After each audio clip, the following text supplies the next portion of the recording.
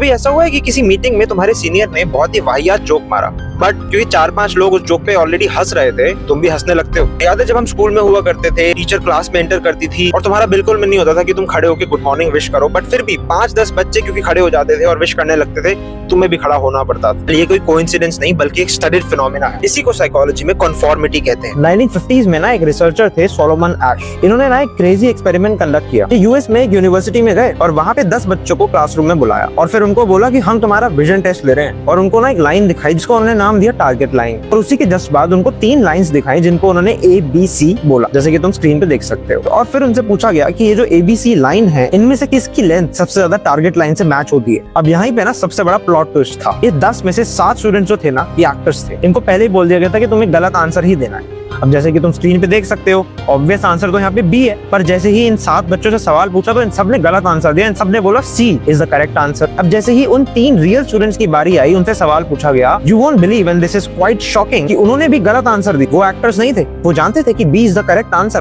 But उन्होंने जवाब गलत क्यों दिया? This classical experiment prove that those 3 students were the शिकार ऑफ सोशल कन्फॉर्मिटी और पीयर प्रेशर। ये हम सभी के साथ होता है जब कोई इंपॉर्टेंट डिसीजन भी लेना होता है, फॉर एग्जांपल करियर चुनना होता है या फिर अपना पॉलिटिकल ओपिनियन शेप करना होता है, तो हम यूजुअली अपने आसपास के लोगों के आइडियाज से कन्फर्म कर जाते हैं। इसलिए तो अपने 20s में अपने थॉट्स को इंडिपेंडेंटली इवैल्यूएट करना बहुत जरूरी है। अकेले में टाइम स्पेंड करना बहुत जरूरी है। मेरे जो थॉट्स हैं कहीं वो सोशली इन्फ्लुएंस तो नहीं है, पीयर प्रेशर का शिकार तो नहीं है। इसी एक्सपेरिमेंट को सोलोमन एश एक स्टेप फर्दर भी ले गए। ट्विस्ट ये था कि इस बार उन 3 स्टूडेंट्स को बोला तुम्हें अपना आंसर सबके सामने आउट लाउड नहीं कहना है, तुम्हें एक चिट पे लिख के देना है करेक्ट आंसर। इस बार उन तीनों स्टूडेंट्स ने आंसर बिल्कुल सही दिया। तो इससे हमें ये भी समझ में आता है कि जब हम सबके साथ होते हैं, सबके बीच होते हैं, तो हम शायद इतना इंडिपेंडेंटली ना सोच पाए, बट जब हमें कुछ टाइम अकेला मिलता है ना, हम कुछ भी हो जाए अपने आप से झूठ नहीं बोल पाते। और अपने इर्द गिर्द और सोशल मीडिया पे ऑब्जर्व करो कि कितने लोग कन्फॉर्मिटी का शिकार हैं।